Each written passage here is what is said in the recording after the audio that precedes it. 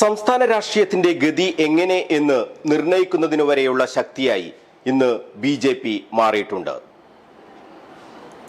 ബി.ജെ.പിയുടെ എല്ലാ പ്രവർത്തനങ്ങളും സമൂഹം സസൂക്ഷ്മം നിരീക്ഷിക്കുകയാണ്.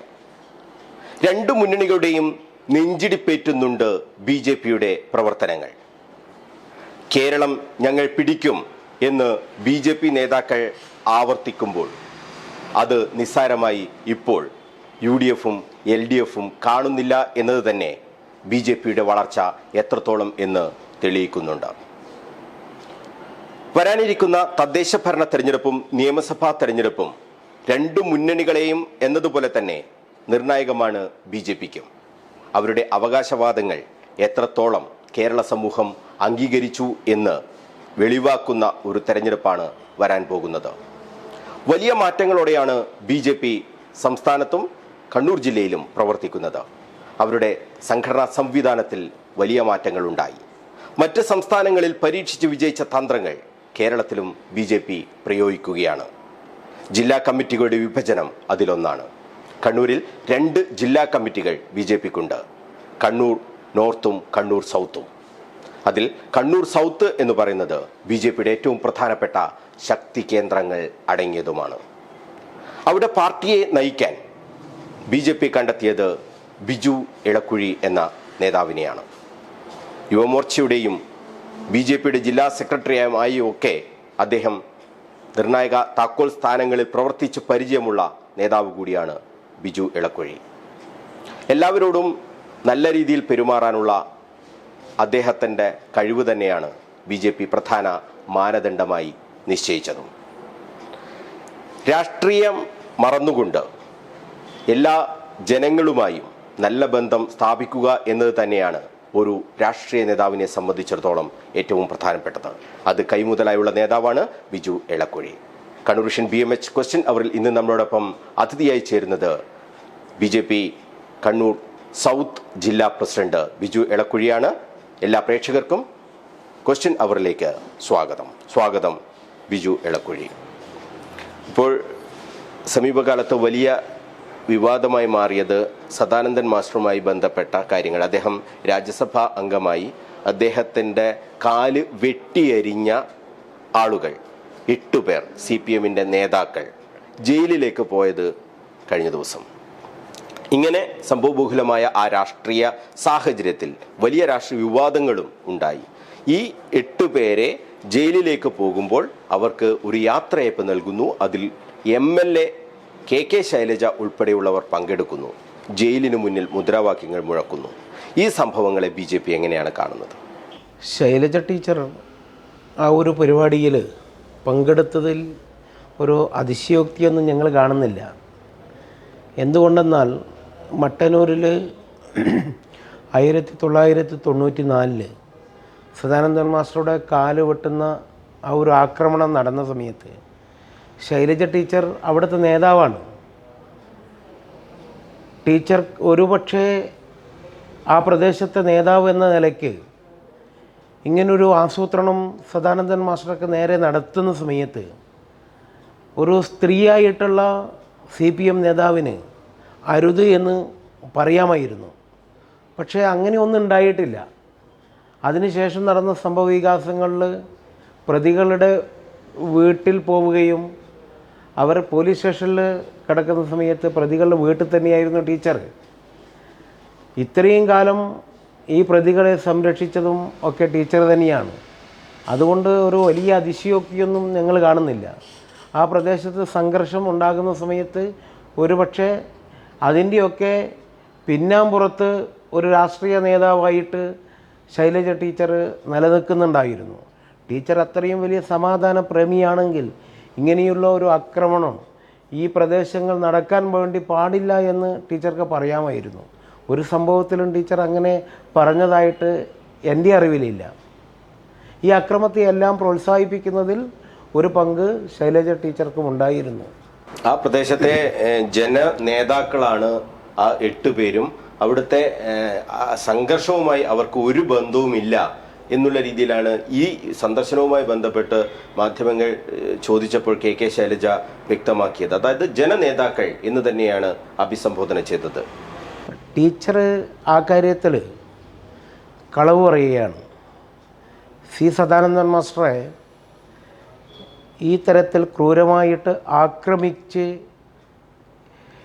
ഞങ്ങളുടെ സംഘടനയെ വെല്ലുവിളിച്ച ഒരു സംഭവമാണത്. സത്യത്തിൽ ഒരു ശൈശവ ദശയിലായിരുന്നു ആ പ്രദേശത്തെ RSS. പെരിഞ്ചേരിയിലായാലും നെല്ലൂന്നി ആയാലും അതിന് തൊട്ട് കിടക്കുന്ന കരേറ്റ പ്രദേശങ്ങളിലായാലും RSSന് വിരലെണ്ണാൻ പറ്റുന്ന പ്രവർത്തകർ മാത്രമേ അന്ന് ഉണ്ടായിരുന്നുള്ളൂ. പക്ഷെ അന്നൊക്കെ ഈ പ്രതികളായിട്ടുള്ള ആളുകൾ ആ പ്രദേശത്തെ CPMന് നേതൃത്വം കൊടുക്കുന്നവരാണ്. പ്രാദേശിക തലത്ത് ബ്രാഞ്ച് കമ്മിറ്റിയിൽ നേതൃത്വം കൊടുക്കുന്നവരാണ്. ഈ സംഭവം നടക്കുമ്പോൾ ഇവരൊന്നും അറിഞ്ഞിട്ടില്ല എന്ന് പറയുന്നത് അത് ആടിനെ പട്ടിയാക്കുന്ന ഒരു പ്രചരണ തന്ത്രത്തിൻ്റെ ഭാഗമാണ്. CPM എന്നും അങ്ങനെയാണ്. ഇതിനു മുമ്പിലുണ്ടായിട്ടുണ്ടല്ലോ അവസാനം സൂരജ് വധക്കേസിൻ്റെ വിധി വന്ന സമയത്ത് എന്തായിരുന്നു അവസ്ഥ? ജയിലിൻ്റെ മുമ്പിൽ വരെ പ്രതികൾക്ക് ഒരു വീരോചിതമായിട്ടുള്ള പരിവേഷം നൽകി അവരെ യാത്രയയക്കുന്ന നമ്മൾ കണ്ടു. KT ജയകൃഷ്ണൻ എന്ന് പറയുന്ന മാതൃകാ അധ്യാപകനെ പിഞ്ചു വിദ്യാർത്ഥികളുടെ കൺമുമ്പിലിട്ടുകൊണ്ടാണ് മാർക്സിസ്റ്റ് പാർട്ടിക്കാർ വെട്ടിക്കൊലപ്പെടുത്തിയത്.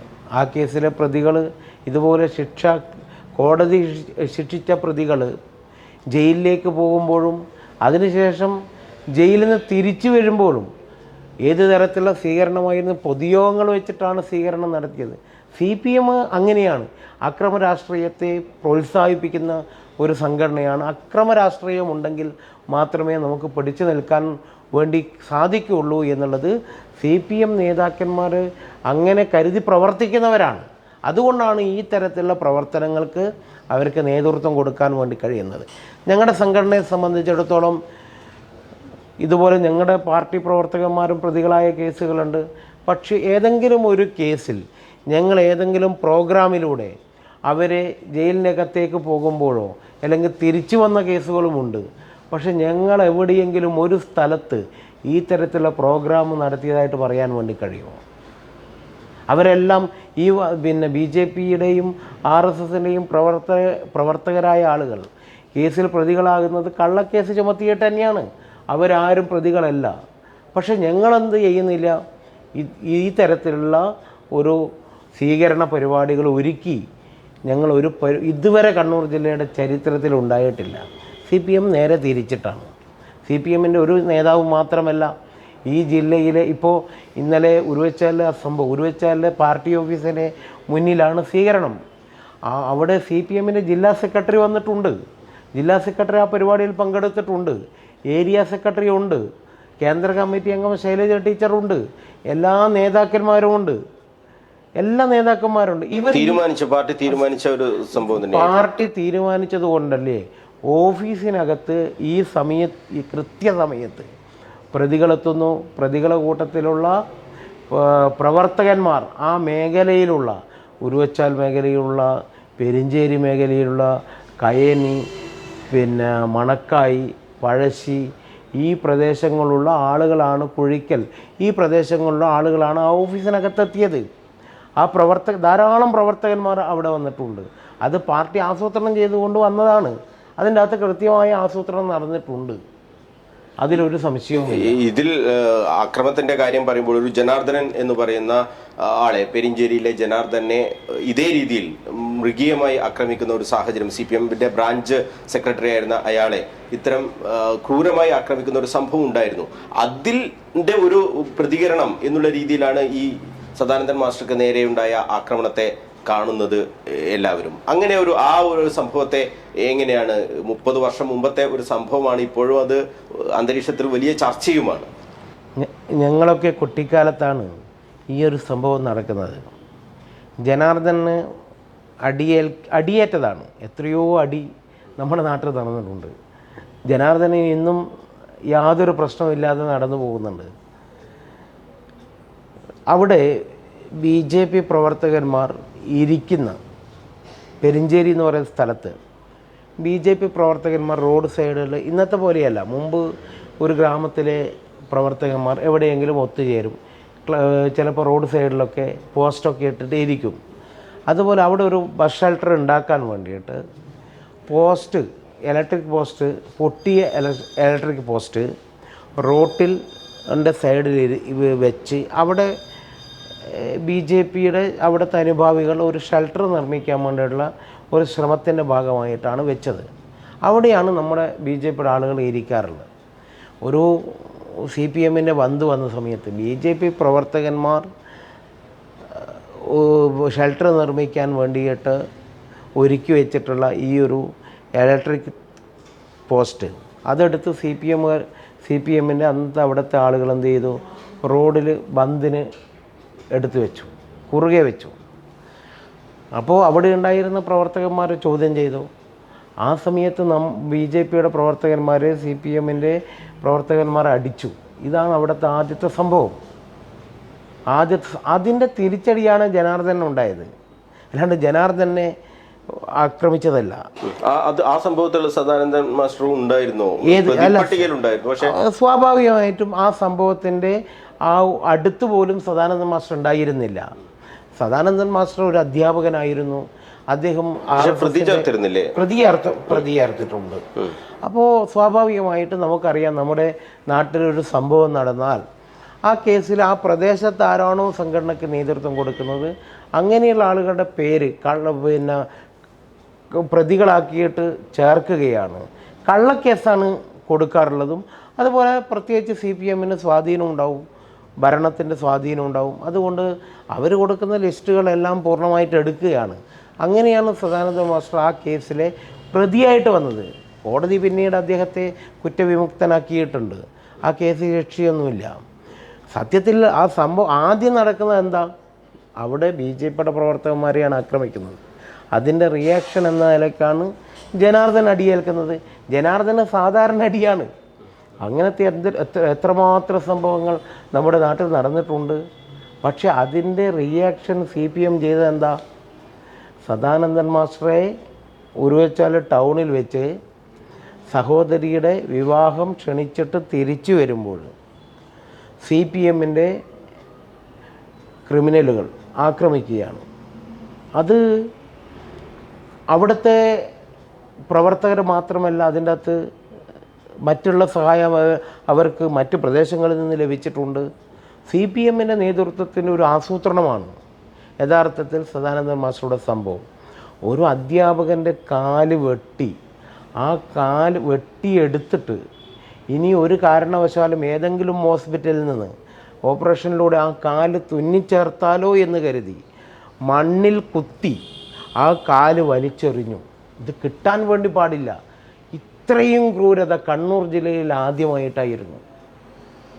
അത് നമുക്ക് കണ്ണൂർ ജില്ലയുടെ സംഘർഷ രാഷ്ട്രീയത്തിൻ്റെ ചരിത്രം നോക്കിയാൽ നമുക്ക് കാണാൻ വേണ്ടി സാധിക്കും. ഈ സംഭവമാണ് പിന്നീട് നമ്മുടെ കണ്ണൂർ ജില്ലയിൽ സംഘർഷം വർദ്ധിക്കാൻ ഇടയായിട്ടുള്ള ഒരു കാരണം. അവിടെയാണ് തുടക്കം. അത്രയും വലിയ ക്രൂരത അന്ന് ഈ പ്രതികൾ, ഇന്ന് ജയിലിൽ പോയിട്ടുള്ള പ്രതികൾ, CPMൻ്റെ ആ പ്രദേശത്തുള്ള ഓരോ പ്രവർത്തനങ്ങൾക്ക് നേതൃത്വം നൽകി വർഗ ബഹുജന സംഘടനകളുടെ പ്രവർത്തനങ്ങൾക്ക് അധ്യാപകർ അവരുടെ അധ്യാപക സംഘടനയുടെ സംസ്ഥാന നേതൃത്വത്തിലുണ്ടായിരുന്നു, പിന്നെ ബ്രാഞ്ച് നേതൃത്വത്തിലുണ്ടായിരുന്നു, ലോക്കൽ നേതൃത്വത്തിലുണ്ടായിരുന്നു, ഇപ്പോൾ ഏരിയ നേതൃത്വത്തിലുണ്ട്, CITUവിലുണ്ട്. അങ്ങനെ പുരോഗമന കലാ സാഹിത്യ സംഘം ആ സംഘടനയിലും പ്രവർത്തിച്ച ആളുകളാണ് ഇന്ന് ജയിലിൽ പോയിട്ടുള്ളത്. അവരൊക്കെ ഒരു കാലം ഈ സദാനന്ദ മാസ്റ്ററുടെ സംഭവത്തിൽ ആക്ച്വലി ഇവരറിഞ്ഞുകൊണ്ടാണ് ആ സംഭവം നടന്നിട്ടുള്ളത്. പക്ഷെ ഈ കാല് വെട്ടിയത് ഇവരാണോ? അത്തരം കാര്യങ്ങളിലേക്ക് അന്വേഷണം ആ സമയത്തൊക്കെ ഇങ്ങനെ മൊഴിയുടെ അടിസ്ഥാനത്തിൽ അല്ലെങ്കിൽ പോലീസിന് മുമ്പിൽ ആളുകളെ ഹാജരാക്കുന്ന അവരെ പിടിക്കുക എന്നുള്ളതായിരുന്നല്ലോ. ഒരു യഥാർത്ഥ പ്രതിയിലേക്ക് എത്തുക എന്നുള്ളത് സ്വാഭാവികമായും ആ സമയത്തൊന്നും ഉണ്ടായിരുന്നില്ല എന്ന്. സ്വാഭാവികമായിട്ട് അവിടുത്തെ പാർട്ടിയുടെ നേതൃത്വത്തിലുള്ളവർ തന്നെയാണ്, അവിടുത്തെ എല്ലാ ആക്രമണങ്ങൾക്കും നേതൃത്വം കൊടുക്കുന്നവരാണ്. സ്വാഭാവികമായിട്ട് ഇവർ തന്നെയായിരിക്കാം സദാനന്ദ മാസ്റ്ററുടെ കാല് വെട്ടിയത് എന്നാണ് ഞങ്ങൾ മനസ്സിലാക്കുന്നത്. പോലീസാണല്ലോ അന്വേഷിച്ചിട്ട് പ്രതികളെ കണ്ടെത്തിയിട്ടുള്ളത്. ഞങ്ങൾ കുറേ ആളുകളുടെ പേര് കൊടുത്തതൊന്നുമല്ല, പോലീസ് അന്വേഷിച്ച് പ്രതികളെ കണ്ടെത്തിയതാണ്. അങ്ങനെ ആ പ്രതികൾക്ക് കോടതി വിചാരണ നടന്നു. ശിക്ഷ ഇപ്പോൾ സുപ്രീം കോടതിയിൽ നിന്നാണ് ആ ശിക്ഷ ശരിവെച്ചത്. അതിൻ്റെ അടിസ്ഥാനത്തിലാണ് ഇവർ ജയിലിലേക്ക് പോയത്. ഈ സംഘർഷാത്മകമായ ആ സാഹചര്യം പിന്നീട് KT ജയകൃഷ്ണൻ മാസ്റ്റർ, സുധീഷ് ഇവരൊക്കെ തന്നെ കൊല്ലപ്പെടുന്ന സാഹചര്യം, പിന്നീട് ഇങ്ങോട്ട് കണ്ണൂർ സംഘർഷഭരിതമായി നിൽക്കുന്ന ഒരു സാഹചര്യം. പക്ഷേ നമ്മൾ വളരെ നിർഭാഗ്യകരമായ ആ സംഭവങ്ങൾക്ക് ശേഷം ഇപ്പോൾ കണ്ണൂർ ശാന്തമാണ്. ഒരു പറയത്തക്ക രീതിയിലുള്ള സംഘർഷങ്ങളില്ല.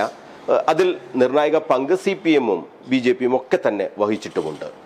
എന്തായാലും ഈ സംഭവങ്ങളൊക്കെ വീണ്ടും വീണ്ടും ഇങ്ങനെ ചർച്ചയാകുമ്പോൾ വീണ്ടും ഒരു തീപ്പൊരിയായി അത് മാറാൻ സാധ്യത ഒരു കാരണവശാലും ഇനി നമ്മുടെ നാട് ആ ഒരു കറുത്ത ദിനത്തിലേക്ക് പോകാൻ വേണ്ടി പാടില്ല. ഇതുമായി ബന്ധപ്പെട്ട് ഇനി ഒരു ആക്രമണവും നമ്മുടെ ജില്ലക്കകത്ത് ഉണ്ടാവരുത്. ഇപ്പോൾ എങ്ങനെയാണ് രണ്ട് സംഘടനയുടെ നേതൃത്വം തമ്മിൽ സംസാരിച്ചിട്ടൊക്കെ ഇത് തീർക്കുന്നത്, ആ തരത്തിൽ ഒരു പരസ്പര ധാരണയോടുകൂടി പ്രവർത്തിച്ച് ഇനി എന്തെങ്കിലും സംഘർഷപരമായിട്ടുള്ള വിഷയങ്ങൾ വരുന്നുണ്ടെങ്കിൽ അത് ആ സ്ഥലത്ത് തീർക്കാൻ വേണ്ടിയിട്ടുള്ള പ്രവർത്തനങ്ങൾക്ക് നേതൃത്വം കൊടുക്കണം. എത്രയോ അമ്മമാരുടെ കണ്ണീർ, എത്രയോ കുട്ടികളുടെ കണ്ണീർ. അതുമാത്രമല്ല, ഇത് ഒരു സംഘർഷത്തിൻ്റെ അനന്തര ഫലം എന്താണെന്നുള്ളത് ആ നമ്മുടെ തലശ്ശേരി, കൂത്തുപറമ്പ് മേഖല, പാനൂർ മേഖലയിൽ സന്ദർശിച്ചാൽ നമുക്ക് മനസ്സിലാകും. അത് BJP-യുടെ മാത്രമല്ല, തിരിച്ചും അവരുടെ വീടുകളിലൊക്കെ ഇന്നത്തെ അവസ്ഥ എന്താണ്? അവരുടെ കുടുംബനാഥൻ നഷ്ടപ്പെട്ടത്, ഭർത്താവ് നഷ്ടപ്പെട്ടത്, അച്ഛൻ നഷ്ടപ്പെട്ടത്. ഈ വേദന നമുക്ക് എങ്ങനെയാണ് പരിഹരിക്കാൻ വേണ്ടി കഴിയുക? ഒരിക്കലും കഴിയും. ഇനി എന്ത് രാഷ്ട്രീയ പാർട്ടി നേതൃത്വം ഇവർക്ക് വേണ്ടിയിട്ട് എന്ത് നഷ്ടപരിഹാരം കൊടുത്താലും ഈ കുടുംബത്തിന് അതൊരു പരിഹാരമാകുന്നില്ല. മറിച്ച് ഈ സംഘർഷമില്ലാതിരിക്കുക. ഇപ്പം അത്ര സന്തോഷകരമായിട്ടുള്ള ഒരു സാഹചര്യമാണ് നമ്മുടെ നാട്ടിലുള്ളത്. സ്വതന്ത്രമായിട്ടുള്ള സംഘടനാ പ്രവർത്തനം നടത്താം, ഭീഷണിയില്ല, ആരും അങ്ങോട്ടും ഇങ്ങോട്ടും ഈ കാര്യങ്ങൾ ചർച്ച ചെയ്യുന്നില്ല. അതുകൊണ്ട് ഈ കറുത്ത ദിനങ്ങൾ ഇനി നമ്മുടെ നാട്ടിലേക്ക് തിരിച്ചു വരാൻ വേണ്ടി പാടില്ല. അതിനെല്ലാവരും പക്വതയുള്ള നിലപാട് CPM നേതൃത്വം എടുക്കണം, ഞങ്ങളും എടുക്കും പക്വതയിലെ നിലപാട്. ഞങ്ങളുടെ ഭാഗത്തുനിന്ന് ഇത്തരത്തിലുള്ള ഒരു സംഘർഷവും ഇനി ഉണ്ടാവില്ല എന്നുള്ളത് തന്നെയാണ് ഞങ്ങളുടെ സംഘടനയുടെ തീരുമാനം. ഒരിക്കലും നമുക്കറിയാം, ലോകത്തിൻ്റെ മുമ്പിൽ ഒരു നാണം കെടുന്ന ഒരു സാഹചര്യത്തിലേക്ക് കണ്ണൂരിലെ നമ്മൾ എല്ലാവരും മാറുകയാണ്. ദേശീയ തലത്തിൽ തന്നെ വലിയ ചർച്ചയാവും. നമ്മുടെ നാട്ടിലൂടെ റോഡിലൂടെ അമിത്ഷാജി വന്നത് എന്തിനാ? ഈ സംഘർഷം നിർത്തണമെന്ന് ആഗ്രഹിച്ചിട്ടാണ്. ഒരിക്കലും ഇത് തുടർന്നു പോകാൻ വേണ്ടി പാടില്ല. അതിനു വേണ്ടിയിട്ട് അദ്ദേഹത്തിൻ്റെ ഭാഗത്ത് നിന്ന് എന്ത് ചെയ്യാൻ കഴിയും? ആ തരത്തിലുള്ള ശ്രദ്ധ പതിപ്പിച്ച് ഈ സംഘർഷത്തെ നമുക്ക് നിർത്താൻ വേണ്ടി കഴിഞ്ഞു. അതിൻ്റെ മുഖ്യമന്ത്രിയുടെ പങ്കുണ്ടാവും, CPM-ൻ്റെ നേതൃത്വത്തിൻ്റെ പങ്കുണ്ടാവും, ഞങ്ങളുടെ സഹകരണവുമുണ്ട്. അങ്ങനെ നമുക്കിത് പരിഹരിക്കാൻ വേണ്ടി കഴിഞ്ഞു. ഇപ്പോൾ വലിയ സംഘർഷത്തിലേക്ക് നമ്മുടെ നാട് ഏതെങ്കിലും സ്ഥലത്ത് ചെറിയ ചെറിയ സംഘർഷമൊക്കെ ഉണ്ടാകുമ്പോൾ നിങ്ങൾ പരസ്പരം കൃത്യമായിട്ട് ലോക്കൽ നേതൃത്വത്തോട് ഞങ്ങൾ പറഞ്ഞിട്ടുണ്ട്. ഒരു നാട്ടിൽ ചെറിയ ചെറിയ സംഘർഷങ്ങൾ ഉണ്ടാകുമ്പോൾ അത് അവിടെ വെച്ച് പരിഹരിക്കണം, അത് മുകളിലോട്ട് കൊണ്ടുപോകരുത്. ആ തരത്തിൽ ആ ദിവസം തന്നെ ആ വിഷയങ്ങളെല്ലാം അവിടെ തീർക്കണമെന്ന് ഞങ്ങൾ കൃത്യമായ നിർദ്ദേശം സംഘടനാ തലത്തിൽ കൊടുത്തിട്ടുണ്ട്. ഇപ്പോൾ CPM നേതൃത്വവും RSS BJP നേതൃത്വവും ഒക്കെയായി ഇരുന്ന് സംസാരിച്ച് ഇത്തരം ഈ ഒരു വിഷയങ്ങൾ ഇനി ഉണ്ടാകരുത് എന്ന് തീരുമാനിച്ചതിന് ശേഷം ചില സംഘർഷങ്ങളൊക്കെ ഉണ്ടായിരുന്നു. പക്ഷേ അത് അതിരുവിട്ട് പോയിട്ടില്ല. അപ്പോൾ നിങ്ങൾ അന്നെടുത്ത ആ പരിശ്രമം വിജയിച്ചു എന്ന് തന്നെ നമുക്ക് വിജയം കണ്ടു തുടങ്ങിയിട്ടുണ്ട്. ഇപ്പോൾ അത്ര ഒരു വലിയ സംഘർഷങ്ങൾ ഒന്നും നമ്മുടെ നാട്ടിൽ നടക്കുന്നില്ല. ചെറിയ ചെറിയ സംഭവങ്ങളുണ്ട്, എന്നാൽ ഒറ്റപ്പെട്ട സംഭവങ്ങൾ ഉണ്ടാവാം. പക്ഷെ അതല്ലാതെ ഒരു വലിയ സംഘർഷത്തിലേക്ക് നമ്മുടെ നാട് പോകുന്നില്ല എന്നുള്ളത് നമുക്ക് ആശ്വാസകരമാണ്. അതൊരു കാരണം അതാണ്. CPM ഭരണത്തിൽ ഇരിക്കുന്ന സമയത്ത് സ്വാഭാവികമായിട്ടും അക്രമ രാഷ്ട്രീയം ദേശീയ തലത്തിൽ ചർച്ച ചെയ്യാനിടയായ സാഹചര്യം എന്താണ്? BJP ഇതിനെ സത്യത്തിൽ ദേശീയ തലത്തിൽ എത്തിച്ചു എന്ന് വേണം പറയാം. BJPയുടെ ദേശീയ നേതാക്കന്മാരെ കണ്ണൂർ ജില്ലയിലേക്ക് കൊണ്ടുവന്നു. ഇവിടെ അമിത്ഷാജി, ആഭ്യന്തരമന്ത്രി അടക്കമുള്ള ആളുകൾ വന്നു, പദയാത്ര നടത്തി. അങ്ങനെ ഈ മാർക്സിസ്റ്റ് പാർട്ടിയുടെ ക്രൂരത, ഈ ക്രൂരത ഞങ്ങൾ മുഴുവൻ ദേശീയ തലത്തിലെത്തിച്ചു. സ്വാഭാവികമായിട്ടും അതിൽ നിന്ന് CPM-ന് ഒരു പുനർവിചിന്തനം ഉണ്ടാകും. ഇത് തുടർന്നു പോകാൻ വേണ്ടി കഴിയില്ല. ഞാൻ മനസ്സിലാക്കിയെടുത്തോളം മുഖ്യമന്ത്രി പോലും അതിൽ അദ്ദേഹത്തിൻ്റേതായിട്ടുള്ള ശക്തമായിട്ടുള്ള പങ്ക് വഹിച്ചിട്ടുണ്ട് എന്നുള്ളതാണ്. ഈ സംഘർഷം നിലനിൽക്കാൻ വേണ്ടി പാടില്ല എന്ന നിലയ്ക്കുള്ള ഒരു പരിശ്രമം CPM-ൻ്റെ ഭാഗത്തുമുണ്ട് എന്നാണ് എനിക്കറിയാൻ വേണ്ടി കഴിഞ്ഞത്. അതുകൊണ്ടാണ് സമാധാനം ഉണ്ടായത്. ഇവിടെ സംഘർഷം ഉണ്ടായത് എങ്ങനെയാണ്? RSSൻ്റെ പ്രവർത്തനം CPM-ൻ്റെ ഗ്രാമങ്ങളിലേക്ക് വ്യാപിച്ച സമയത്ത്, എന്നുവെച്ചാൽ അടിയന്തരാവസ്ഥ കാലഘട്ടത്തിൽ CPM-ൻ്റെ കൂടെയാണ് സമരം ചെയ്തത്. അപ്പോൾ CPM-ൻ്റെ കൂടെ ഞങ്ങളും ഉണ്ടായിരുന്നു, ജനസംഘവും RSS-ഉം ഒക്കെ ഉണ്ടായിരുന്നു. RSS-ൻ്റെയും ജനസംഘത്തിൻ്റെയും പ്രവർത്തകന്മാർ അന്ന് ആത്മാർത്ഥമായിട്ടുള്ള പ്രവർത്തനം നടത്തുന്നത് കണ്ടിട്ട് അന്നത്തെ സോഷ്യലിസ്റ്റുകൾ അതുപോലെ CPM-കാർ അവർ നല്ലൊരു ബന്ധം RSS-ഉമായിട്ടുണ്ടായി. അങ്ങനെ പിന്നീട് പല സോഷ്യലിസ്റ്റുകാരും CPM-ൻ്റെ പ്രവർത്തകന്മാരും RSS-നോട് കൂടിച്ചേരുന്ന അവരുടെ കൂടെ പോകുന്ന ഒരു കാഴ്ച കാണാൻ വേണ്ടി കഴിഞ്ഞു. അതിനുശേഷമാണ് നമ്മുടെ ജില്ലയിൽ ഇത് നിർത്താൻ വേണ്ടിയിട്ടാണ് CPM സംഘർഷത്തിലേക്ക് പോയത്. അങ്ങനെ വന്ന സംഘർഷമാണ് പിന്നീട് നമുക്കറിയാം പന്നിയൂർ ചന്ദ്രൻ എന്ന് പറയുന്ന, ഞാൻ അതിലേക്ക് കടക്കുന്നില്ല, പക്ഷെ RSS-ൻ്റെ 18 വയസ്സുകാരനായ ഒരു ചെറുപ്പക്കാരൻ മുഖ്യരക്ഷകനാണ്. RSS-ൻ്റെ ശാഖയെടുത്ത സ്ഥലത്ത് കൊല്ലപ്പെടുകയാണ്. ശാഖ അന്നത്തെ ശാഖാവേഷമായ കാക്കി നിക്കർ ധരിച്ചുകൊണ്ടാണ് അദ്ദേഹം കൊല്ലപ്പെടുന്നത്.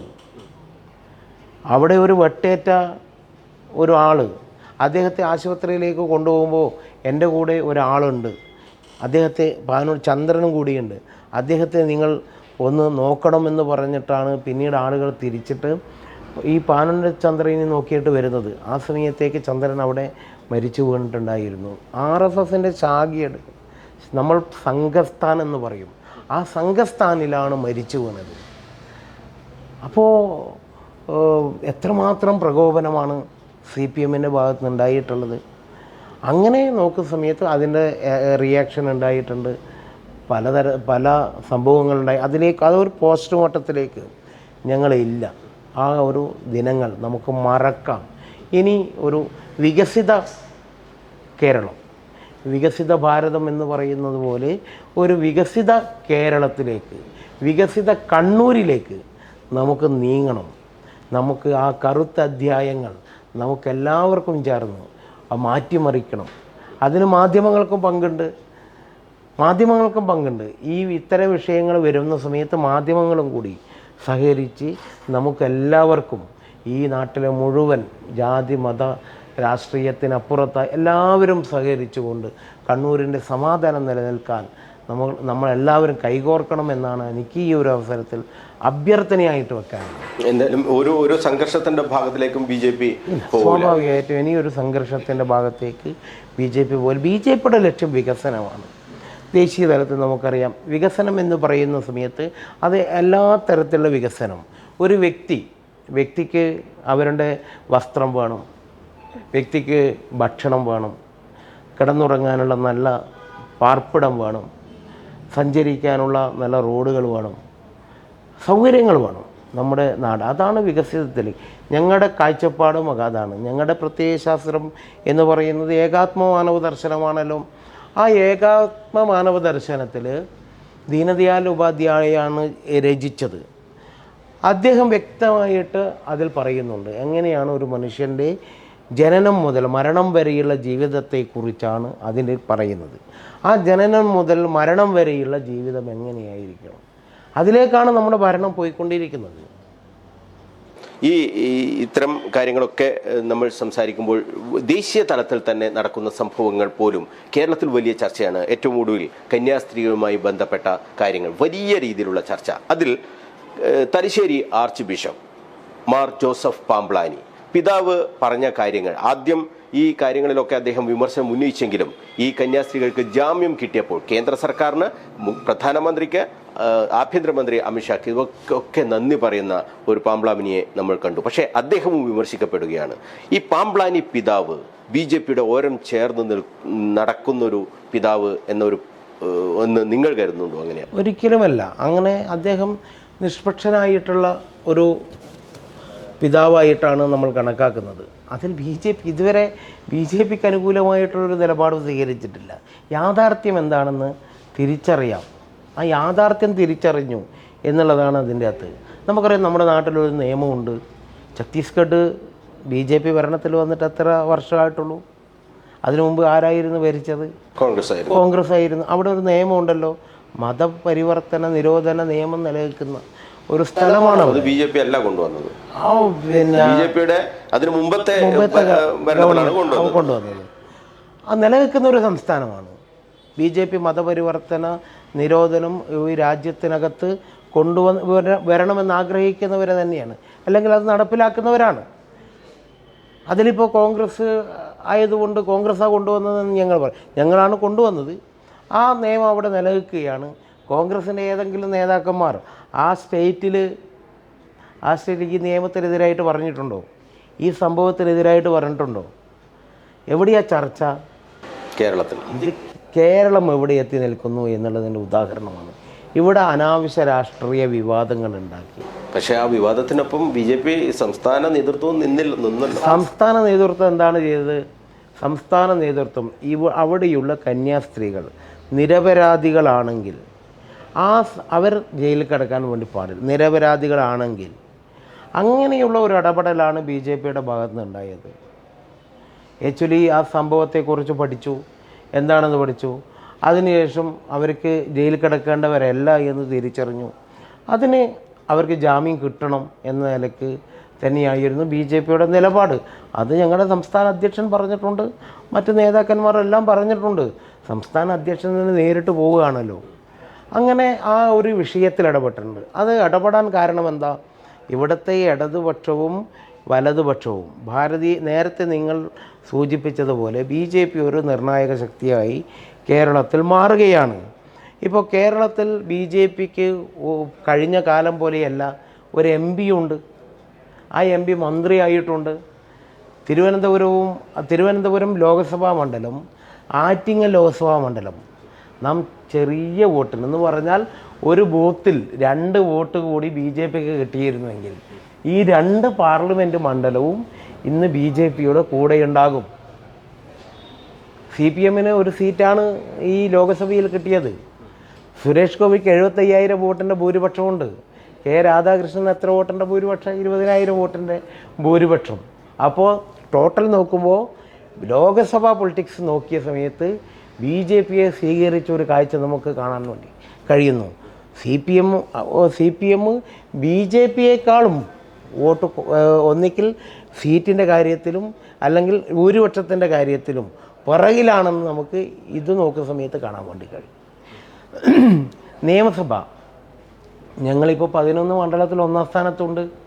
9 അസംബ്ലി മണ്ഡലത്തിൽ 1-ാം സ്ഥാനം നമുക്ക് നഷ്ടപ്പെട്ടത് ചെറിയ വോട്ടുകൾക്കാണ്. 25,000 വോട്ടുകൾക്ക് കൂടുതൽ കിട്ടിയ മണ്ഡലം നോക്കുമ്പോൾ 50 അസംബ്ലി മണ്ഡലങ്ങൾ കേരളത്തിലുണ്ട്. അങ്ങനെ വരുമ്പോൾ കേരളത്തിൽ ഭരണത്തിലേറാൻ കഴിയുന്ന ഒരു രാഷ്ട്രീയ പാർട്ടിയായിട്ട് ഭാരതീയ ജനതാ പാർട്ടി മാറുന്നു. ഇതിന് ബി ജെ പി ഒരു ഹിന്ദു പാർട്ടി എന്നാണ് പൊതുവെ പറയാറുള്ളത്. പക്ഷേ ഹിന്ദു പാർട്ടിയല്ല ബി ജെ പി.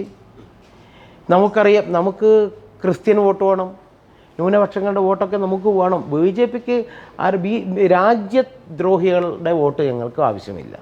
പക്ഷേ അതെല്ലാ ആളുകളുടെ വോട്ട് നമുക്ക് വേണം, എങ്കിലേ നമുക്ക് അധികാരത്തിലേക്ക് വരാൻ വേണ്ടി കഴിയൂ. കഴിഞ്ഞ കാലങ്ങളിൽ ഞങ്ങളെ വേട്ടയാടിയത് എങ്ങനെയാണ്? ക്രിസ്ത്യാനിക്കെതിരാണ്, മുസ്ലിമിനെതിരാണ്. അതാണ് പറയുന്നത്. ബി ജെ പിയെ കാണിച്ചിട്ട് മറ്റുള്ളവർ മുതലെടുക്കുന്നു. ബി ജെ പിയെ കാണിച്ച് ന്യൂനപക്ഷങ്ങളെ പേടിപ്പിക്കുന്നു. ക്രിസ്ത്യൻ സമൂഹത്തെ ഒരു പരിധിവരെ അങ്ങനെ പേടിപ്പിച്ച് നിർത്തിയിരുന്നു. അതിൽ കോൺഗ്രസും CPM-ഉം വിജയിച്ചിട്ടുണ്ട്. പക്ഷേ ഇപ്പോൾ കുറച്ച് കാലമായിട്ട് ക്രിസ്ത്യൻ സമൂഹം അവരുടെ തെറ്റിദ്ധാരണ മാറ്റി ബി ജെ പിയോട് ചേർന്ന് നിൽക്കണം എന്ന നിലക്ക് അവരുടെ ക്രിസ്ത്യൻ സംഘടനകളും തയ്യാറാകുന്നുണ്ട്. നിങ്ങൾക്കൊക്കെ അറിയാം, ഞാൻ സംഘടനയുടെ സംഘടനകളുടെ പേര് പറയുന്നില്ല. പല പുരോഹിതന്മാരും ബി ജെ പിയുടെ പരിപാടിക്ക് വരുന്നു, ബി ജെ പി ഓഫീസുകളിലേക്ക് വരുന്നു, ബി ജെ പിയെ സ്വീകരിക്കുന്നു. ഞങ്ങൾ അതിനു വേണ്ടിയിട്ടുള്ള പ്രത്യേകമായുള്ള പ്രോഗ്രാമുകൾ നടത്തി. ക്രിസ്മസിന് സ്നേഹ സന്ദേശ യാത്ര എന്ന് പറഞ്ഞ് നടത്തി ക്രിസ്ത്യൻ സമൂഹത്തെ കൂടെ നിർത്താനുള്ള BJPയുടെ ഒരു ശ്രമം വിജയിക്കുന്നു. നമ്മൾ കണ്ണൂർ പാർലമെൻറ്റ് മണ്ഡലത്തിലാണ് ഉള്ളത്. കണ്ണൂർ പാർലമെൻറ്റ് മണ്ഡലത്തിലെ ഇരിക്കൂർ നിയോജക മണ്ഡലത്തിലെ പേരാവൂർ നിയോജക മണ്ഡലത്തിലെ പ്രധാനപ്പെട്ട ക്രിസ്ത്യൻ സമൂഹം ഇരിക്കൂറും പേരാവൂരും 2 നിയോജക മണ്ഡലത്തിലാണല്ലോ കൂടുതൽ ക്രിസ്ത്യൻ സമൂഹമുള്ളത്. ഒരു ഹിന്ദു പോലും ഇല്ലാത്ത ബൂത്തുകളുണ്ട്, അല്ലെങ്കിൽ 5-10 ആളുകളുടെ ബൂത്തുകളുണ്ട് അയ്യങ്കുന്ന് പോലുള്ള പഞ്ചായത്തുകളിൽ ഉണ്ട്. അവിടെ BJPക്ക് എത്രയോ വോട്ടെന്നറിയോ? നിങ്ങളത് മനസ്സിലാക്കിയിട്ടുണ്ടോ? ലോക്സഭാ തെരഞ്ഞെടുപ്പ് കഴിഞ്ഞപ്പോൾ കണ്ണൂർ ലോക്സഭാ മണ്ഡലത്തിൽ ഞാൻ കൺവീനറായിരുന്നു കഴിഞ്ഞ ഇലക്ഷനിൽ. അത് കഴിഞ്ഞ് വോട്ടും പാറ്റേണിനെ കുറിച്ച് നോക്കുന്ന സമയത്ത് BJPക്ക് പ്രവർത്തനമില്ലാത്ത പ്രദേശത്ത് 60 മുതൽ 100 വരെ വോട്ട് കിട്ടിയിട്ടുണ്ട്. ഒരു ഹിന്ദുക്കളില്ലാത്ത പ്രദേശത്ത് ക്രിസ്ത്യൻ വിഭാഗം താമസിക്കുന്ന സ്ഥലത്ത് BJPയുടെ വോട്ട് 60 വോട്ട്. അതുവരെ 15 വോട്ട് കിട്ടിയിരുന്ന ബൂത്തുകളിൽ 60-ൽ കൂടുതൽ വോട്ട് നമുക്ക് കിട്ടിയിരുന്നു. ഇത് ക്രിസ്ത്യൻ വിഭാഗത്തിൻ്റെ മാത്രമല്ല, CPMൻ്റെ ശക്തി കേന്ദ്രങ്ങളും ഇതേ അവസ്ഥയാണ്. CPMൻ്റെ രൂപീകരണം നടന്ന പാറപ്പുറം നമുക്കിന്ന് 110 വോട്ടുണ്ട് ആ ഒരു ബൂത്തിൽ. എല്ലാ വിഭാഗം ആളുകളും BJPയോട് അടുക്കുന്നു. ഈ സമയത്ത് BJPയെ പ്രതിരോധിക്കാൻ CPMും കോൺഗ്രസും നടത്തുന്ന പ്രചരണ തന്ത്രത്തിൻ്റെ ഭാഗമായിട്ടാണ്, അവർക്ക് കിട്ടിയ ഒരു അവസരമായിട്ടാണ് ഇതവർ എടുത്തിട്ടുള്ളത്. ഇപ്പോൾ ഈ ഹിന്ദു ഐക്യവേദിയും മറ്റും ഇത്തരം ഈ BJPയുടെ സംസ്ഥാന നേതൃത്വത്തിൻ്റെ ഈ ശ്രമങ്ങളെ, ഈ ക്രിസ്ത്യൻ വിഭാഗങ്ങളുമായി ഇത്തരത്തിൽ ചേർന്ന് പോകുന്ന ഇത്തരം നീക്കങ്ങളെ എതിർത്ത് സംസാരിക്കുന്നുണ്ട്. അത് ഏതെങ്കിലും തരത്തിൽ BJPക്ക് ദോഷകരമായി ബാധിക്കാൻ സാധിക്കും? BJP നേതൃത്വത്തെ എതിർക്കുക എന്നുള്ളതല്ല അതിൽ കാണുന്നത്. ഹിന്ദു ഐക്യവേദി, വിശ്വ ഹിന്ദു പരിഷത്ത് എന്നൊക്കെ പറഞ്ഞാൽ അതൊരു സംഘപരിവാർ പ്രസ്ഥാനത്തിലെ സംഘടന തന്നെയാണ്. ഞങ്ങൾ ഒരേ വിചാരധാര മുന്നിൽ വെച്ചുകൊണ്ട് പ്രവർത്തിക്കുന്ന ഞങ്ങളുടെ വൈചാരിക കുടുംബം, വിവിധ ക്ഷേത്ര സംഘടനകളെന്നാണ് ഞങ്ങൾ പറയുന്നത്. വിവിധ ക്ഷേത്ര സംഘടനകൾക്ക് ഇവരുടെ ദൈനംദിന പ്രവർത്തനങ്ങൾ ആരും തന്നെ ഇടപെടില്ല. ഇപ്പോൾ വിശ്വ ഹിന്ദു പരിഷത്തിൻ്റെ നയത്തിൽ BJP ഇടപെടില്ല. ഹിന്ദു ഐക്യവേദിയുടെ നയവും അവരുടെ നയരൂപീകരണത്തിലും ദൈനംദിന പ്രവർത്തനത്തിലും BJP ഇടപെടില്ല. അതുപോലെ BJPയുടെ ദൈനംദിന പ്രവർത്തനത്തിലും BJPയുടെ നയത്തിലും ഈ സംഘടനകൾ ആരും തന്നെ ഇടപെടില്ല. പക്ഷെ നമ്മളെന്താണ്? നമ്മളൊരു വൈചാരിക കുടുംബമാണ്. അതാണ് നമ്മുടെ സങ്കല്പം. അങ്ങനെ നമ്മൾ തമ്മിൽ അടിക്കുക അങ്ങനെയൊരു സംഭവമില്ല. നമ്മുടെ എല്ലാം ആത്യന്തികമായിട്ടുള്ള ലക്ഷ്യം, ഞങ്ങൾ രാഷ്ട്രീയ സ്വയംസേവക സംഘത്തിൻ്റെ വിവിധ ക്ഷേത്ര സംഘടനകളാണ്. ഞങ്ങളുടെ എല്ലാം ആത്യന്തികമായിട്ടുള്ള ലക്ഷ്യം എന്താണ്? രാഷ്ട്രത്തിൻ്റെ പരമവൈഭവം എന്ന് പറയുന്ന സങ്കല്പമാണ്. പരമവൈഭവ സങ്കല്പം എന്താണെന്ന് ചോദിച്ചാൽ അത് ഈ നാട്ടിലെ എല്ലാ ആളുകളും സന്തോഷത്തോടുകൂടി ജീവിക്കുന്ന ഒരു സമൂഹം സൃഷ്ടിക്കുന്ന ഒരു രാഷ്ട്രമായിട്ട് നമ്മൾ മാറുക. ഹിന്ദു രാഷ്ട്രമല്ല, എല്ലാ ജനവിഭാഗവും സന്തോഷത്തോടു കൂടി ജീവിക്കുന്ന, നേരത്തെ ഞാൻ പറഞ്ഞ വസ്ത്രം കിട്ടുന്ന, എല്ലാവർക്കും കുടിവെള്ളം കിട്ടുന്ന, എല്ലാവർക്കും പാർപ്പിടം കിട്ടുന്ന, എല്ലാവർക്കും നല്ല റോഡുള്ള, അങ്ങനെ വരുന്ന ഒരു വികസിത ഭാരതം എന്ന് പറയുന്ന സങ്കല്പം തന്നെയാണ് നമ്മുടെ ന്യൂനപക്ഷങ്ങൾക്ക് സ്ഥാനമുണ്ട്. ന്യൂനപക്ഷ അങ്ങനെ ഞങ്ങൾ ഒരാൾക്ക് എന്നല്ല പറയുന്നത്, ഈ രാജ്യത്ത് അധിവസിക്കുന്ന മുഴുവൻ ജനതയുടെയും പരമവൈഭവം തന്നെയാണ് നമ്മുടെ ലക്ഷ്യം. സ്വാഭാവികമായിട്ടും RSSനെയും BJPയും തെറ്റിദ്ധരിപ്പിക്കാൻ വേണ്ടിയിട്ടുള്ള ബോധപൂർവമായിട്ടുള്ള ശ്രമം കോൺഗ്രസിൻ്റെയും CPMൻ്റെയും ഭാഗത്തുനിന്ന് ഉണ്ടാവും. അങ്ങനെയല്ല എന്ന് സ്ഥാപിക്കാൻ നിങ്ങൾ വൈകിപ്പോയോ ശരിക്കും? അല്ല, എല്ലാത്തിനും ഒരു സമയമുണ്ടല്ലോ. നമ്മൾ ഓരോ സമയത്ത്, ഞങ്ങൾ ഇന്ന് ഒരു വലിയ സംഘടനയായി കേരളത്തിൽ മാറി. ഒരു 10 വർഷം മുമ്പ് BJP ചെയ്യുന്ന പ്രവർത്തനങ്ങൾ എല്ലാവരും ശ്രദ്ധിക്കാറില്ല. എല്ലാ മാധ്യമങ്ങൾ പോലും അവോയ്ഡ് ചെയ്യുന്ന ഒരു കാഴ്ച നമുക്ക് കാണാൻ വേണ്ടി കഴിയുന്നുണ്ട്. ഇന്ന് മാധ്യമങ്ങൾ ഞങ്ങളുടെ കൂട്ടത്തിൽ ഉണ്ട് എന്നല്ല, ഞങ്ങളുടെ പ്രവർത്തനത്തിന് മാധ്യമങ്ങളുടെ സഹായമുണ്ട് എന്നുള്ളതല്ല. അതിൽ ഞാൻ നിങ്ങളോട് പറയാം, സോഷ്യൽ മീഡിയയിൽ കടന്നുവരവും അതിൽ ഞങ്ങളുടെ ഇടപെടലും ഞങ്ങളുടെ തെറ്റിദ്ധാരണകൾ പലതും സമൂഹത്തിൽ മാറ്റിയെടുക്കാൻ വേണ്ടിയിട്ട് നമുക്ക് സാധിച്ചിട്ടുണ്ട് എന്നുള്ളതാണ്. ഇപ്പോൾ മാധ്യമ സുഹൃത്തുക്കളും ഇപ്പോൾ കുറച്ചൊക്കെ നമ്മുടെ തെറ്റിദ്ധാരണ അവർക്കുണ്ടായിരുന്നത് മാറ്റിയിട്ടുണ്ട്. ഇങ്ങനെയല്ല, ബി ജെ പിക്ക് കേരള രാഷ്ട്രീയത്തിൽ ഒരിടം നമുക്ക് നൽകുന്നുണ്ട്, സ്പേസ് ഉണ്ട്, നമുക്ക് നൽകുന്നുണ്ട്. അത് ഞങ്ങൾ പണ്ടൊക്കെ ഈ സ്ഥാനാർത്ഥികളുടെ പരിചയവുമായി ബന്ധപ്പെട്ട് വാർത്തകളൊക്കെ വരുമ്പോൾ പ്രധാന പത്രത്തിൽ സ്ഥാനാർത്ഥി പരിചയം എന്ന് പറയുമ്പോൾ 2 സ്ഥാനാർത്ഥികളെ ഉണ്ടാകാറുണ്ടായിരുന്നു. അതെ അതെ, ഇപ്പോൾ 2 സ്ഥാനാർത്ഥി മാത്രമേ ഉണ്ടായുള്ളൂ. ഇപ്പോൾ ബി ജെ പി എനിക്കറിയാം, എന്നൊക്കെ ഞങ്ങൾ ചെറുപ്പത്തിലൊക്കെ പത്രം വായിക്കുമ്പോൾ ബി ജെ പി സ്ഥാനാർത്ഥിയായി ഇന്നയാൾ കൂടി മത്സരിക്കുന്നുണ്ട്. ഫോട്ടോ പോലും വരില്ല, ബി ജെ പി സ്ഥാനാർത്ഥിയായി ഇന്നയാൾ മത്സരിക്കുന്നുണ്ട് എന്നുള്ള ആ ഒരു ഒറ്റ വരിയിൽ വാർത്തകൾ ഒതുക്കുമായിരുന്നു. ഇപ്പം അതുപോലെയല്ല. ഇപ്പം ബി ജെ പിയുടെ സ്ഥാനാർത്ഥിക്ക് ഒരു ആർട്ടിക്കിളിൽ ഒരു ഐറ്റം ബി ജെ പിക്ക് തരുന്നു. ബി ജെ പിക്ക് ഒരു ഫീച്ചർ, അല്ലെങ്കിൽ നമ്മളെന്താണ് പത്രഭാഷയിൽ പറയുന്നത്, ഒരു സ്പേസ് ബി ജെ പിക്ക് ലഭിക്കുന്നുണ്ട് എന്നുള്ള അത് ബി ജെ പിയുടെ ഉയർച്ചയാണ് കാണിക്കുന്നത്. നമുക്കറിയാം കണ്ണൂരിൽ ബി ജെ പിക്ക് ശക്തിയില്ലാഞ്ഞിട്ടല്ല, പക്ഷേ ബി ജെ പിയോട് ധാരാളം അനുഭാവികളുണ്ട്, അഭ്യുദയകാംക്ഷികളുണ്ട്. ബി ജെ പി അഭ്യുദയകാംക്ഷികൾ കഴിഞ്ഞ കാലങ്ങളിൽ കണ്ണൂരിൽ ഒരു CPM ജയിക്കരുത് എന്നുള്ളൊരാഗ്രഹം അവർക്കുണ്ടായിരുന്നു. മെല്ലെ മെല്ലെ അവരുടെയൊക്കെ അഭ്യുദയകാംക്ഷികളുടെ വോട്ടുകൾ കോൺഗ്രസ്സിന് പോകുന്നുണ്ടായിരുന്നു, UDFനും. ബി ജെ പി പ്രവർത്തകരുടെയും അനുഭാവികളുടെയും വോട്ടുകൾ ബി ജെ പിക്ക് തന്നെ കിട്ടും. പക്ഷെ ബി ജെ പിയോട് അല്ലെങ്കിൽ ബി ജെ പി വളർന്നു വരണം ആഗ്രഹിക്കുന്ന അഭ്യുദയകാംക്ഷികൾ അവരൊരു പക്ഷേ വോട്ട് CPMന് എതിരായിട്ട് ചെയ്തിട്ടുണ്ട്. എന്നാൽ മെല്ലെ മെല്ലെ നമുക്കത് പിടിച്ചു നിർത്താൻ വേണ്ടിയിട്ട് കഴിഞ്ഞു. അതിൻ്റെ ഒരു തെളിവാണ് ഈ പ്രാവശ്യത്തെ ലോക്സഭാ തെരഞ്ഞെടുപ്പ്. ഞങ്ങൾ ഇരട്ടി വോട്ട് ഈ പ്രാവശ്യം കിട്ടി. നമുക്കറിയാം സ്ഥാനാർത്ഥി ആരായിരുന്നു. അതിനു മുമ്പ് ബി ജെ പിയുടെ പ്രവർത്തകനായിരുന്നില്ല, താഴെ ഗ്രാസ് റൂട്ട് ലെവലിൽ നമുക്ക് സ്വാധീനമുള്ള ആളായിരുന്നില്ല. കോൺഗ്രസ് നിന്ന് വന്നു, 3 മാസം ഈ പാർട്ടിയിൽ നിൽക്കുമ്പോൾ സ്ഥാനാർത്ഥിയാക്കി. അദ്ദേഹം മത്സരിച്ചപ്പോൾ ബി ജെ പിക്ക് ഇരട്ടി വോട്ട് വർദ്ധിപ്പിക്കാൻ വേണ്ടിയിട്ട് കണ്ണൂർ ലോക്സഭയിൽ കഴിഞ്ഞു. ഇത് എന്താണ് തെളിയിക്കുന്നത്? ബി ജെ പിയുടെ മുന്നേറ്റം, ബി ജെ പി വേണം, ബി ജെ പി ജയിക്കണം എന്ന നിലയ്ക്ക് സാധാരണ ജനങ്ങൾ മനസ്സിലാക്കുന്നു. അതുകൊണ്ടാണ് ബി ജെ പിക്ക് ഇത്തരത്തിൽ വോട്ട് നൽകിയിട്ടുള്ളത്. നമ്മൾ ഇനിയും തെരഞ്ഞെടുപ്പിലേക്ക് പോവുകയാണ്. തദ്ദേശ ഭരണ തെരഞ്ഞെടുപ്പ്, അത് കഴിഞ്ഞാലുടൻ നിയമസഭാ തെരഞ്ഞെടുപ്പ്.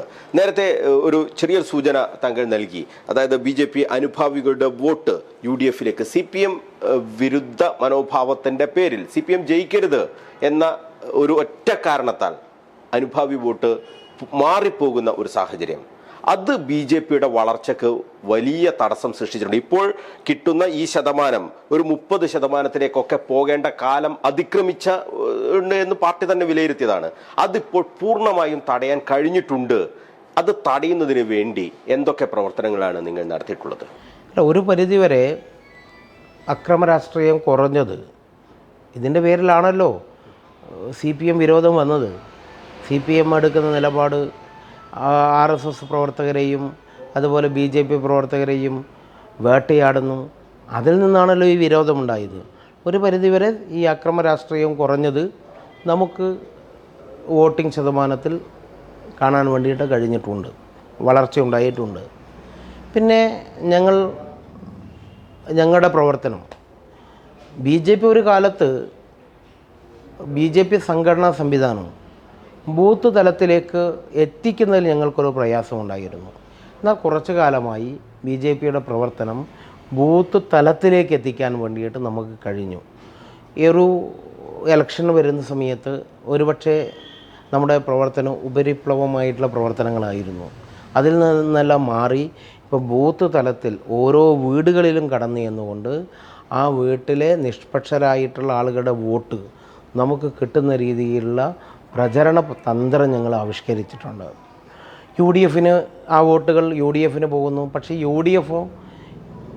UDFന് മാർക്സിസ്റ്റ് വിരുദ്ധ രാഷ്ട്രീയത്തിൽ മാത്രമേ UDF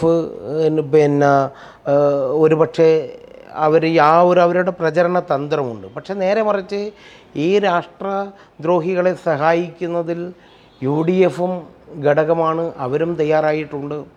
ഇപ്പോൾ UDF ജയിച്ച സമയത്ത് SDPIയുടെ കൊടി കണ്ടിട്ടുണ്ടാവുമല്ലോ. SDPIയുടെ കൊടിയാണ് കോൺഗ്രസിൻ്റെ ത്രിവർണ്ണ പതാകയുടെ കൂടെ കോൺഗ്രസിൻ്റെ കൊടിയോടുകൂടി പാറിക്കളിക്കുന്നത് SDPIയുടെ കൊടി കൂടിയാണ്. SDPI പരസ്യമായിട്ടും എന്ത് ചെയ്യുന്നു, ഓരോ ബൂത്തുകളിലും കോൺഗ്രസ്സിന് വേണ്ടി വോട്ട് പഠിക്കുന്നു. ഇത് സ്വാഭാവികമായിട്ടും ഈ ഒരു പൊളിറ്റിക്സ് സാധാ വോട്ടർമാർ മനസ്സിലാക്കിയിട്ടുണ്ട്. കോൺഗ്രസിൻ്റെ ഈ ഒരു അവസ്ഥ, അല്ലെങ്കിൽ കോൺഗ്രസ് ഈ ഒരു പ്രീണന രാഷ്ട്രീയം SDPI നേതാക്കന്മാരുമായിട്ട് ചർച്ച ചെയ്യുന്നു, അവരെ കൂടെ കൂട്ടുന്നു. രാഷ്ട്രവിരുദ്ധരെ കൂടെ കൂട്ടുന്ന കോൺഗ്രസ്സിനെതിരായിട്ട് ഇപ്പോൾ സാധാ വോട്ടർമാർ നിലകൊണ്ടു. അത് നമുക്ക് അനുകൂലമായിട്ട് വന്നിട്ടുണ്ട്. അങ്ങനെയാണ് BJPക്ക് വോട്ട് കൂടാനും BJP പല മേഖലയിലും ജയിക്കാനും കാരണം. ഇനി അങ്ങോട്ട് വരാനിരിക്കുന്ന തെരഞ്ഞെടുപ്പിലും ഇത് കാണാം. UDF സംവിധാനം തകർന്നു, കോൺഗ്രസ് സംഘടനാപരമായിട്ട് തകർന്നു. ഒരു LDF BJP രാഷ്ട്രീയത്തിലേക്ക് മെല്ലെ മാറുകയാണ്. കേരളം മാറുന്നു, കണ്ണൂരും മാറുകയാണ്. ഇപ്പോൾ ലോകസഭയിലൊക്കെ വോട്ട് അവർക്ക് സീറ്റ് കിട്ടുന്നുണ്ടാവാം, അത് മറ്റൊരു ഓപ്ഷൻ ഇല്ലാത്തതുകൊണ്ടാണ്. BJP ജയിക്കുന്നൊരു സാഹചര്യം വന്നാൽ കോൺഗ്രസിനെ ജയിപ്പിച്ച ആളുകൾ BJP ജയിപ്പിക്കും. അതിൻ്റെ തെളിവാണ് തൃശ്ശൂരിൽ കണ്ടത്. BJP എത്ര സ്ഥാനത്തായിരുന്നു? 3-ാം സ്ഥാനത്തുണ്ടായിരുന്ന BJP 1-ാം സ്ഥാനത്തുണ്ടായിരുന്ന കോൺഗ്രസിനെ 3-ാം സ്ഥാനത്തേക്ക് മാറ്റിയിട്ടാണ് അവിടെ ജയിക്കുന്നത്. 3-ാം സ്ഥാനത്തുണ്ടായിരുന്ന BJP ആണ് 1-ാം സ്ഥാനത്തേക്ക് വരുന്നത്. കേരള രാഷ്ട്രീയത്തിൻ്റെ അടുത്തൊരു സമവാക്യം തൃശ്ശൂർ ആയിരിക്കും. തീർച്ചയായിട്ടും നമുക്ക് നല്ല ശക്തിയുള്ള മണ്ഡലങ്ങളുണ്ടല്ലോ. കാസർഗോഡ് മുതലുണ്ട്, തിരുവനന്തപുരം വരെയുണ്ട്, നമ്മുടെ ജില്ലക്കകത്തുമുണ്ട്. നമ്മുടെ ജില്ലക്കകത്ത് ഇപ്പോൾ കൂത്തുപറമ്പ്, തലശ്ശേരി, മട്ടന്നൂർ പോലുള്ള അഴീക്കോട് പോലുള്ള നിയോജക മണ്ഡലങ്ങൾ BJP നിർണായക ശക്തിയാണ്.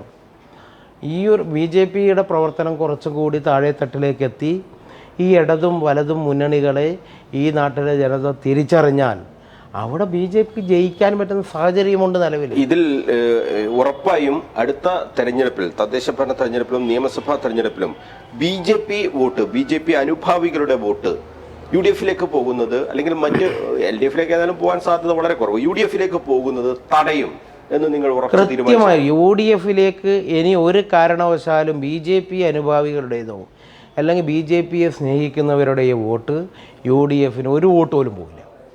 കഴിഞ്ഞ തെരഞ്ഞെടുപ്പിലൊക്കെ പോയിട്ടുണ്ടാവാം. കണ്ണൂരിൻ്റെ പ്രത്യേക രാഷ്ട്രീയ സാഹചര്യത്തിൽ സുധാകരനൊക്കെ മത്സരിക്കുമ്പോൾ സുധാകരൻ ഒരു മാർക്സിസ്റ്റ് വിരുദ്ധ രാഷ്ട്രീയത്തിൻ്റെ അപ്പോസ്തലനായിട്ട് ചമഞ്ഞല്ലോ. ആ സമയത്ത് ഒരു പക്ഷേ തെറ്റിദ്ധരിക്കപ്പെട്ട ആളുകൾ UDFിന് വോട്ട് ചെയ്തിട്ടുണ്ടാവാം. അവരേതെങ്കിലും തരത്തിൽ രഹസ്യമായാണെങ്കിൽ പോലും ഒരു അഡ്ജസ്റ്റ്മെന്റ് നടത്തിയിരുന്നു UDF ഏതെങ്കിലും തെരഞ്ഞെടുപ്പിൽ? അഡ്ജസ്റ്റ്മെൻ്റ് ഒന്നുമില്ല, ഒരു അഡ്ജസ്റ്റ്മെൻറ്റും ഇല്ല. CPMൻ്റെ അക്രമ രാഷ്ട്രീയം ഓരോ ഗ്രാമങ്ങളെയും കണ്ണീര് കുടിപ്പിച്ചിട്ടുണ്ട്. അതിൽ പലതരത്തിലും പിന്നെ വാളുകൊണ്ട് ആക്രമിക്കുന്നത് മാത്രമല്ല, ബോംബെറിയുന്നത് മാത്രമല്ല. സുധാകരനെ ഒരു സോഫ്റ്റ് കോർണർ ഉണ്ടായിരുന്നു ശരിക്കും. അല്ല, സോഫ്റ്റ് കോർണർ എന്ന് പറയുന്നത് മാർക്സിസ്റ്റ് പാർട്ടിക്കെതിരായിട്ട് ശക്തമായ നിലകൊണ്ട ഒരു നേതാവ് എന്ന നിലക്ക് നമ്മുടെ ജില്ലയുടെ അവസ്ഥ എന്തായിരുന്നു? ഞാൻ പറഞ്ഞു വരുന്നത് എന്താ, ബോംബ് കൊണ്ടോ കത്തി കൊണ്ടോ മാത്രമല്ല ആക്രമണം. ഒരു വ്യക്തി മാർക്സിസ്റ്റ് പാർട്ടിക്ക് അനുകൂലമല്ല എന്ന് കണ്ടാൽ അവരെ തകർക്കാൻ വേണ്ടിയിട്ടുള്ള എന്ത് ഹീനശ്രമവും മാർക്സിസ്റ്റ് പാർട്ടി നടത്തും.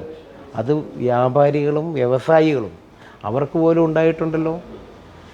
അത് സാധാരണ കൂലിപ്പണിക്കാരന് പോലും, കൂലിപ്പണി കൊടുക്കുന്നവരെ പോലും ഭീഷണിപ്പെടുത്തിയിട്ടുണ്ട്. MV രാഘവൻ ഭക്ഷണം കഴിക്കുമ്പോൾ ആ ഭക്ഷണത്തിൽ മണ്ണ് വാരിയിട്ട ഒരു ജില്ലയാണിത്. MV Raghavan RSSും BJP ആയിട്ടല്ലല്ലോ. MV Raghavan ഭക്ഷണം കഴിക്കാൻ വേണ്ടി പാടില്ല. MV രാഘവൻ ഭക്ഷണം കഴിക്കുമ്പോൾ തുപ്പിയ ചരിത്രം ഉള്ളൊരു ജില്ലയാണിത്. അവിടുത്തെ സാധാരണ ആളുകൾ മാർക്സിസ്റ്റ് പാർട്ടി ജയിക്കരുത് എന്ന് ആഗ്രഹിക്കുന്നവരുണ്ട്. എന്തായാലും ഈ 9 വർഷത്തെ ഭരണം CPMനെ മാറ്റിയിട്ടുണ്ട്. CPMന് ഈ അക്രമ രാഷ്ട്രീയത്തിൽ നിന്നും മാറിയിട്ടുണ്ട്.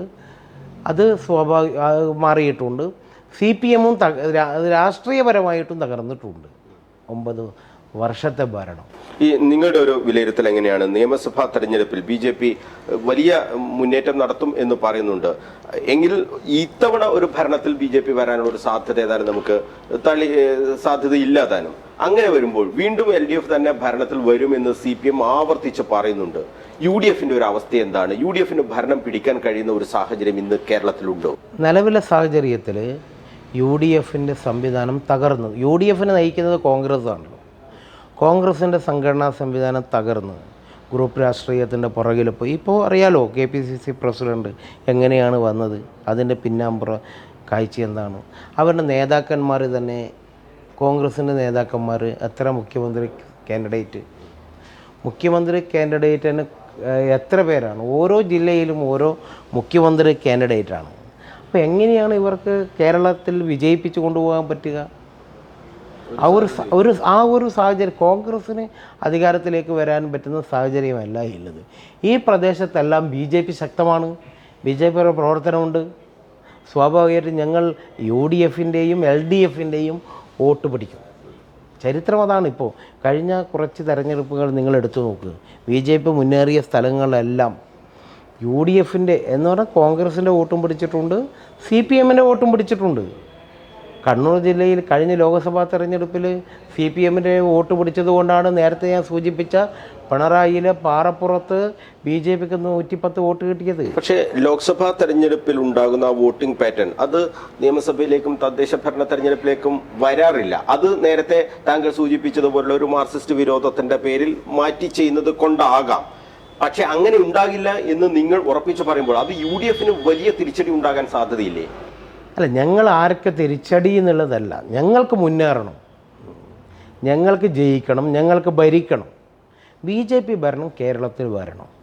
അതിനുവേണ്ടി ഞങ്ങളുടെ സംവിധാനത്തെ ശക്തിപ്പെടുത്തുകയാണ്. എപ്പോഴതുണ്ടാകുമെന്നാണ്? സമീപ ഭാവിയിൽ തന്നെ ഉണ്ടാവും. അധികം വൈകിയൊന്നും വേണ്ട. 31 പ്രതീക്ഷിക്കാം. 31 വേണ്ട. ഈ തദ്ദേശ സ്വയംഭരണ സ്ഥാപനങ്ങളിൽ നടക്കുന്ന തെരഞ്ഞെടുപ്പിൽ നമുക്ക് അത് ഒരു തെളിവായിട്ട് മാറും. നമ്മുടെ ജില്ലക്കകത്തും, ഞാനിപ്പോൾ കേരളത്തിൽ മൊത്തം പറയുന്നില്ല, കണ്ണൂർ ജില്ലയിൽ ഇപ്പോൾ BJPക്ക് 47 പഞ്ചായത്ത്, അതുപോലെ തന്നെ മുനിസിപ്പൽ കോർപ്പറേഷൻ എല്ലാം ചേർത്തിട്ട് 47 ജനപ്രതിനിധികളാണുള്ളത് ജില്ലയിൽ.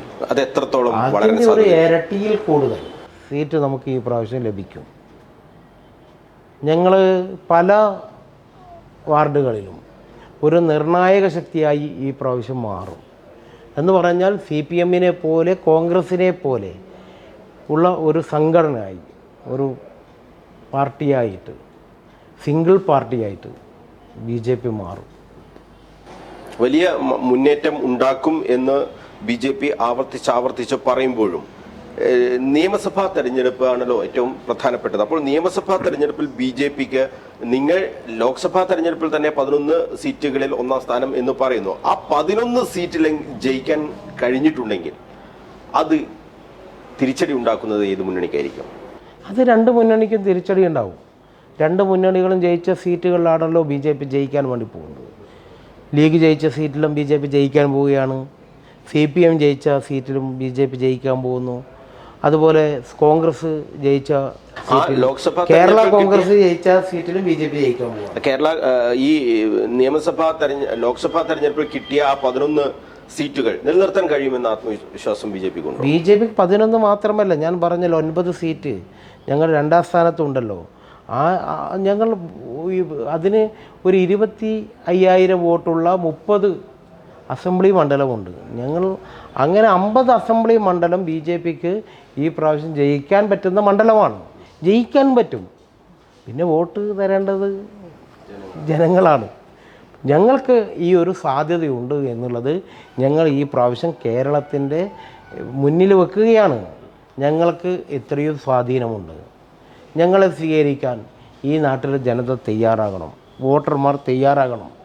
ഞങ്ങൾ ഒരു തവണ പരീക്ഷിക്കും. കേരളത്തിൻ്റെ ഒരു മുഖച്ഛായ മാറ്റിയെടുക്കാം.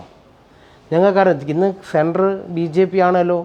അതുമായി ബന്ധപ്പെട്ട ധാരാളം പദ്ധതികൾ നമുക്ക് ഓരോ ജില്ലയിലും കൊണ്ടുവരാൻ വേണ്ടി കഴിയും. അതിനു വേണ്ടിയിട്ടുള്ള ഒരു മാറ്റത്തിന് വേണ്ടി നിങ്ങൾ BJP സ്വീകരിക്കണം എന്നാണ് ഞങ്ങൾ പറയുന്നത്. എന്താണ്? കൂടെയുണ്ട്. ഞങ്ങളുടെ മുദ്രാവാക്യം ഈ പ്രാവശ്യം എന്താണ്? മാറാത്തതും മാറും, കൂടെയുണ്ട് ഞങ്ങൾ. ഇതാണ് ഞങ്ങളുടെ മുദ്രാവാക്യം ഈ പ്രാവശ്യത്തെ. ഞങ്ങളുടെ സംസ്ഥാന അധ്യക്ഷൻ രാജീവ് ചന്ദ്രശേഖർജി വന്നപ്പോൾ ഈ ഒരു ക്യാപ്ഷൻ കേരളത്തിൽ മെല്ലെ മെല്ലെ പരിചയപ്പെടുത്തുകയാണ്, എല്ലാ ജനങ്ങളുടെയും ഇടയിൽ എത്തിക്കുകയാണ്. ഞങ്ങളുണ്ട് കൂടെ. അതിനു വേണ്ടിയിട്ടുള്ള പദ്ധതികൾ ഞങ്ങൾ ആസൂത്രണം ചെയ്യുന്നുണ്ട്, സംഘടനാ തലത്തിൽ ആസൂത്രണം ചെയ്യുന്നുണ്ട്. കേന്ദ്ര പദ്ധതികളുണ്ടല്ലോ, ധാരാളം കേന്ദ്ര പദ്ധതികൾ. ഇപ്പോൾ കിസാൻ സമ്മാൻ നിധി 40,000 രൂപ ഒരാളുടെ അക്കൗണ്ടിലേക്ക് വരിക എന്ന് പറഞ്ഞാൽ ഇതുവരെ ഏത് പാർട്ടി രാജ്യം ഭരിക്കുമ്പോൾ ഉണ്ടായിട്ടുണ്ട്? 40,000 രൂപയാണ് ഒരാളുടെ അക്കൗണ്ടിലേക്ക് വന്നത്. ഒരു വർഷം 6,000 രൂപ വെച്ചിട്ട് ഞങ്ങൾ ഈ പദ്ധതി ആരംഭിച്ചത് മുതൽ ഇങ്ങോട്ട് നോക്കുമ്പോൾ 40,000 രൂപ ഒരാളുടെ അക്കൗണ്ടിലേക്ക് വരുമ്പോൾ ഈ നാട്ടിലെ സാധാരണ ജനത ഈ 40,000 രൂപയെടുത്ത ആളുകൾ നന്ദിയോടുകൂടി മോഡിജിയെ ഒന്ന് ഓർക്കില്ലേ? വോട്ടൊന്നും തരണ്ട, ഓർക്കില്ലേ? അതിൽ വോട്ട് ചെയ്യുന്നവരെത്രയും ഉണ്ടാകും. ഒരു പദ്ധതി മാത്രമല്ല, ധാരാളം സെൻട്രൽ ഗവൺമെൻറ് പദ്ധതികളുണ്ട്. അത് സാധാരണക്കാരുടെ ഇടയിലെത്തിച്ചാൽ BJPക്ക് ജയിക്കാൻ പറ്റും എന്നുള്ളതാണ് ഞങ്ങളുടെ വിശ്വാസം. എന്തായാലും വ്യക്തമായ രാഷ്ട്രീയ കാഴ്ചപ്പാടോടെ വികസിത കേരളം എന്ന ലക്ഷ്യത്തോടെ BJP മുന്നോട്ടേക്ക് പോവുകയാണ്.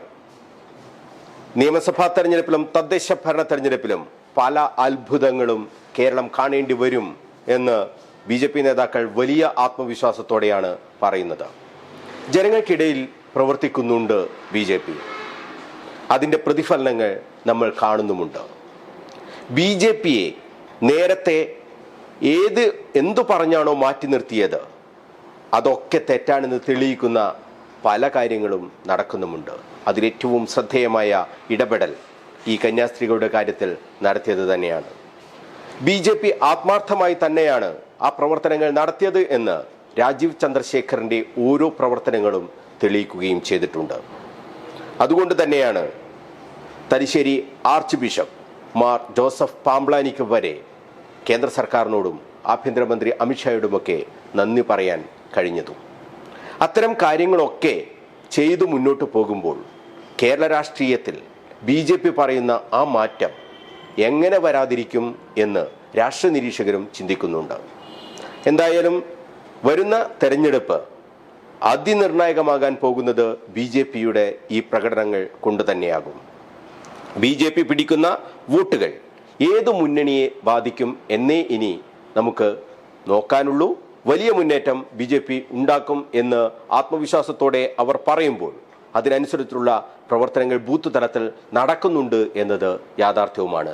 2 ജില്ലാ കമ്മിറ്റികളായി ഓരോ ജില്ലയെയും മാറ്റിക്കൊണ്ട് അവർ നടത്തിയ പ്രവർത്തനങ്ങൾ, താഴെത്തട്ടിൽ ബൂത്ത് തലത്തിൽ നേതാക്കൾ ഇറങ്ങിച്ചെന്നുള്ള പ്രവർത്തനങ്ങൾ, ആ പ്രവർത്തനങ്ങളൊക്കെ നടക്കുന്നുണ്ട്. അതൊക്കെ വോട്ടായി മാറിയാൽ എന്താകും കേരള രാഷ്ട്രീയത്തിൻ്റെ തുടർന്നുള്ള അവസ്ഥ? ഇതാണ് ഏവരും ചർച്ച ചെയ്യുന്നത്. എന്തായാലും ബിജു എളക്കുഴി നമ്മളോട് വളരെ വിശദമായി തന്നെ BJPയുടെ രാഷ്ട്രീയത്തെക്കുറിച്ച് വളരെ വിശദമായി തന്നെ അദ്ദേഹം സംസാരിച്ചിട്ടുണ്ട്. തെറ്റിദ്ധാരണകൾ മാറ്റാൻ അദ്ദേഹം ശ്രമിച്ചിട്ടുണ്ട്.